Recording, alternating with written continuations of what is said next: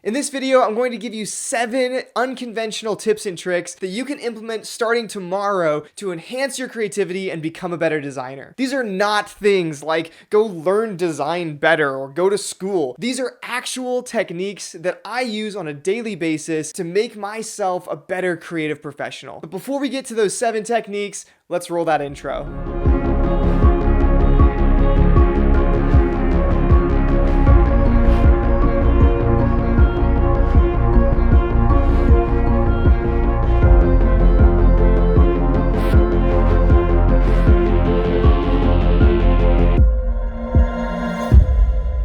As I mentioned in the intro, these tips are totally unique and you're not going to find them anywhere else on YouTube. And make sure you stick around for the whole video because tip number 7 is a game that you can start playing tomorrow that I guarantee will enhance your creativity. Now, if you like this video, it's YouTube. I don't have to tell you what to do. Let's get into the video. Tip number 1, pick up a new creative hobby. You should obviously be using your creativity in whatever your creative profession is. Picking up a creative hobby outside of your profession is a great way to enhance your creative thinking overall. For example, I'm a graphic designer, but I love photography. And as a hobby photographer, I have learned so much about depth and color and contrast that I'm able to bring into my designs. What you'll find is that when you start exploring creative avenues outside of your area of creative expertise, you learn that so many things transfer between creative fields. This doesn't have to be complicated. Just pick a creative field that you're interested in and adopt it as your hobby.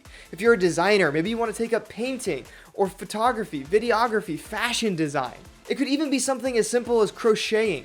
The point is to take your creative mental energy and find a new way to channel that creativity. Doing so will help you discover new creative avenues that you can cross-reference and will enhance your overall creative professional ability. Tip number 2, put yourself in unique situations. The point is to put yourself in a place where you're slightly uncomfortable, to really push the bounds of your comfort level. This could mean going to a foreign country or going to a place that you wouldn't regularly frequent, such as a different religious experience or a new city. Putting yourself in these situations helps you get outside of your own bubble. Oftentimes we end up creating just within our comfort zone, and this helps teach us to be comfortable outside of the comfort zone. For me, I like to travel internationally and explore new places, and that can often be a scary and confusing experience. In Greece, I stared at the train station board for 30 minutes, not knowing how to get downtown to my Airbnb. But these types of cultural experiences enrich our mind and help us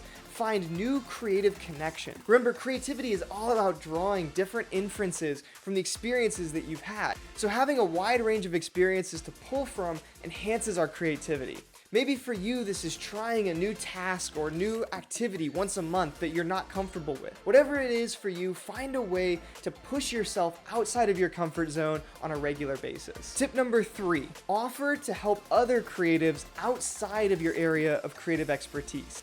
I already talked about the fact that a lot of creative fields are interconnected, but what's really important is also coming alongside creatives who are experienced in other areas and learning from their creative process. I often help friends of mine with video production or video shoots, not because I love video. Quite frankly, I don't like making videos at all, but I do it because I enjoy seeing their creative process, and every time I help with a video production or a video shoot, I learn something new that I didn't realize about the creative process. There's power in working with other creatives, especially ones that don't work within your same field because they see things in a different way. So at the very least, make friends with other creative professionals in your town that do different things because it'll push you to see the creative process and creativity as a whole in a different light.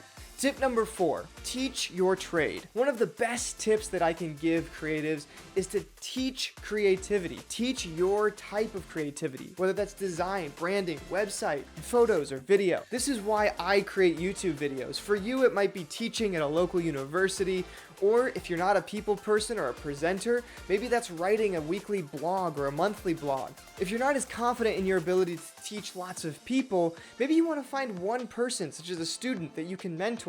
or maybe you want to teach your significant other, or even your cat. If you can make an impact, that's great, but the point is really about helping you figure out how to express what it is that you do. When you teach something, you have to do more than just be able to do the thing. You have to be able to explain why you do the thing. And this is one of the most important aspects of selling creative work. You have to be able to express why you do what you do in the way that you do it. Teaching is a great way to force your brain to start thinking in this way. Many people would think I was crazy if they saw me often giving YouTube videos to my kitchen fridge while I'm making a cup of coffee. Many of these speculative videos don't ever see the light of day, but it helps my brain start to process through how I would teach this if I were creating a video. Next time you're working on a creative project, maybe just pause and tell your dog or your cat why it is you're creating something the way you're creating it. The more you do this, the more natural it'll feel, and you'll find yourself starting to recall the why behind your creativity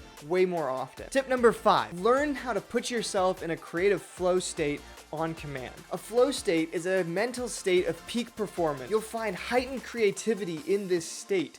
So learn how to set up flow triggers so that you can drop into a flow state on command.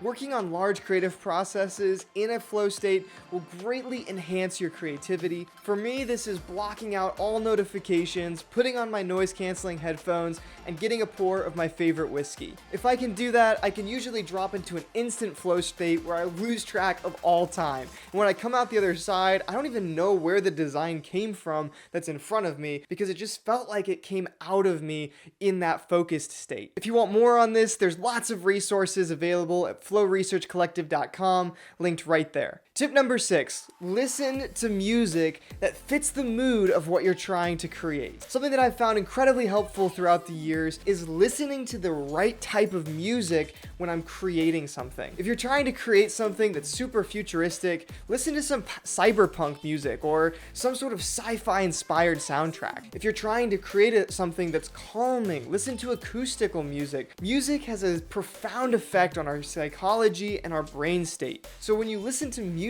that fits the mood or style of what you're trying to design, you'll find it way easier to design in that style. I have many playlists that I use for different types of design, and I lean into the music style to help me hone in on the feel I need for each design. And while you may think that that's absolutely ridiculous, try it and then come back and let me know in the comments whether or not it worked for you. Tip number 7, the last tip and my favorite by far, is play the game Do I Like It or Not in your head. This is a super simple game that I started playing years ago that I found has totally increased my creativity and my design prowess. The way you do it is you simply ask yourself, do I like it or not, every time you see design out in the real world. When you start, you have to be really intentional with this. So when you see something, pause and ask yourself, do I like that design or not? After you answer that question one way or the other, the second part is to ask yourself why. The reason this is so important is that it helps you analyze what things are working and what things aren't working in the designs you see in the real world. At first, you have to really focus on doing this, but after time, you start to do this instinctually. You actually can train your brain to pick out whether or not it likes or dislikes designs and why very quickly. As you do, you will also become a much better designer because your brain will actually be cataloging things that work and things that don't work within your creative field every single day as you interact in the real world. Start playing Do I Like It or Not in your head tomorrow, and if you find another creative professional that you can do it alongside, all the better. My wife and I do this all the time, where she's an architect and an interior designer, and I'm a graphic designer, and we continually ask ourselves whether or not we like something and why, and I'm amazed by the insights the other creative professional can provide to me and what I can provide to them. This game is hands down one of the best tricks to enhance your creative thinking. That's all I've got for right now. Let me know if any of these tips or tricks are things that you use on a regular basis, or if there's anything that you do to enhance your creative profession that I didn't cover. Drop it in the comments and let us know so we can also take part. Thanks for watching, and I'll see you in the next video.